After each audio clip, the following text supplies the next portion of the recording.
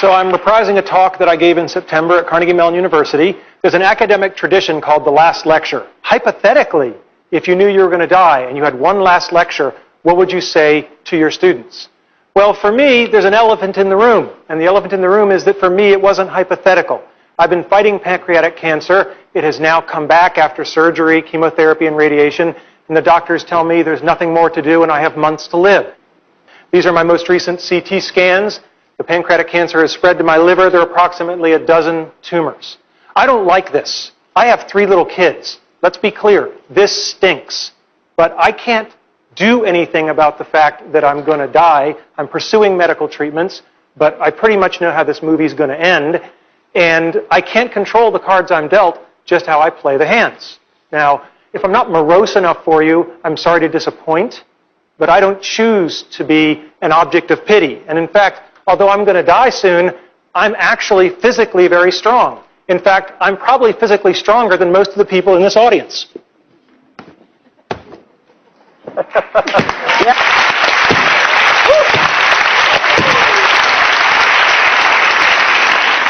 So, today's talk is not about death.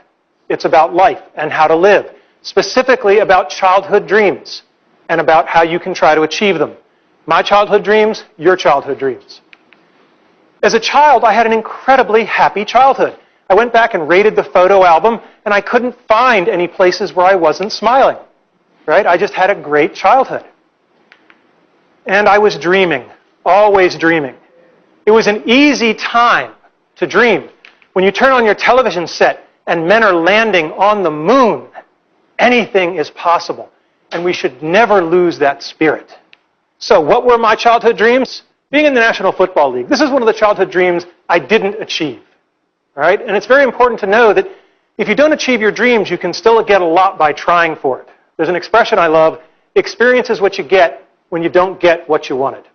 Now, I played Little League football for a long time, and I had a phenomenal coach, Coach Jim Graham, and he was old school. When I was at a practice, he rode me all practice. You know, you're doing it wrong, go back, do it again. You're sloughing off, you owe me push-ups. Just for 2 hours, it was relentless. And after practice, one of the assistant coaches came up to me and he said, yeah, Coach Graham rode you pretty hard. And I said, yeah. And he said, that's a good thing, because it means he cares. When you're doing a bad job and nobody points it out to you, that's when they've given up on you. And that's something that's really stuck with me, is when somebody is going to ride you for 2 hours, they're doing that because they care to make you better. So, next dream, Walt Disney Imagineering. When I was 8, my family took the pilgrimage to Disneyland in California. And it was this incredible experience, the rides and the shows and the attractions and everything. And I said, gosh, I'd like to make stuff like that when I get older. So I graduated from college and I tried to become an Imagineer. These are the people who make the magic.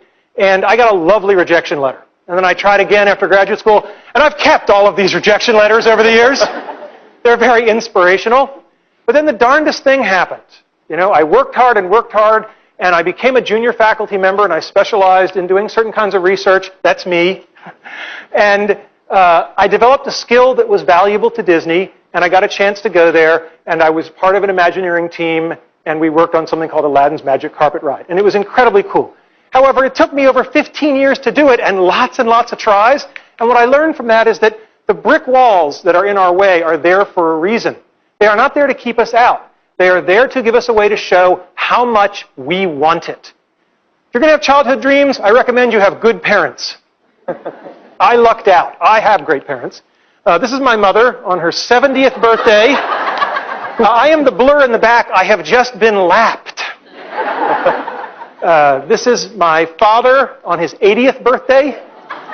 There is this notion of have fun all the time. Have a sense of fun and wonder. That should never go away.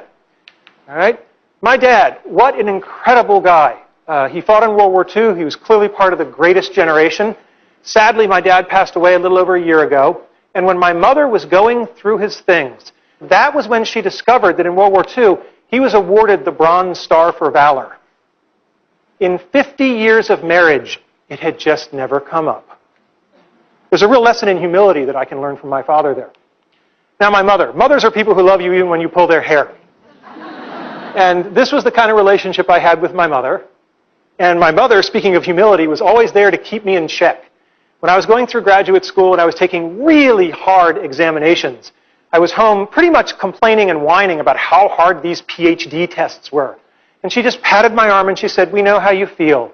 Just remember that when your father was your age, he was fighting the Germans in World War II." And then the day came when I got my PhD, and I was so proud, and my mother introduced me to everyone as, "This is my son. He's a doctor, but not the kind that helps people." Probably the most wonderful thing my parents did was they let me paint my bedroom. I said one day, "I want to paint stuff on the walls." And they said, "Okay." So I had a rocket ship, and we lived in a ranch, so I wanted an elevator. I wasn't sure where it would go. And yeah, you can tell the nerds early, so that's the quadratic equation. But the great thing is that they let me do it. And they felt that letting me express my creativity was more important than the pristine nature of the walls. And I was really blessed to have parents who saw it that way. My parents taught me about the importance of people versus things. So when I got older and I bought my first car and I was so excited, I had this shiny new convertible. This is my niece and nephew, Christopher and Laura.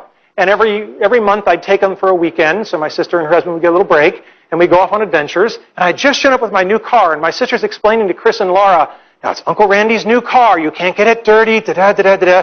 And they're just cracking up laughing, because over her shoulder, I'm casually opening a can of soda and just emptying it on the back seat. And they come running over, and my sister says, "What are you doing?" And I said, "It's a thing. It's just a thing." And I'm really glad I did that, because at the end of the weekend, as I was driving them home, little Chris, who was about 8 at the time, had the flu, and he threw up all over the back seat of my car.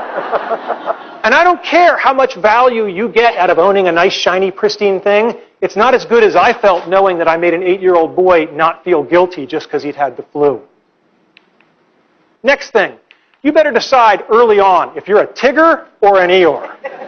Tiggers are energetic, they're optimistic, they're curious, they're enthusiastic, and they have fun. And never, ever underestimate the importance of having fun.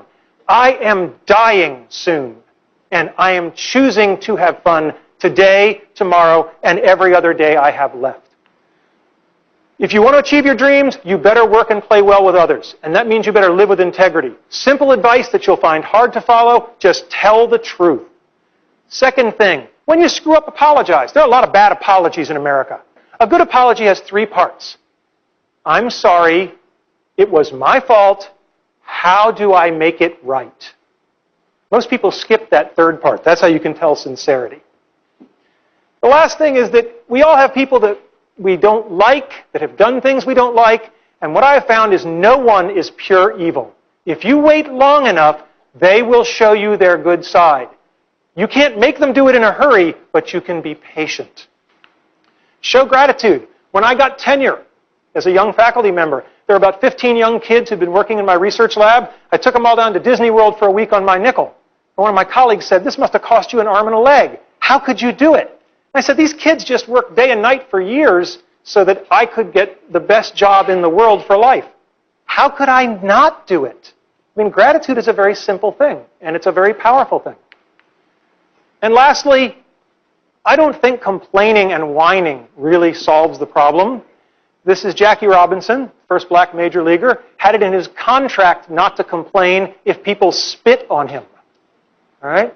Now, I don't care if you're Jackie Robinson or if you're a guy like me who's only got a couple of months to live.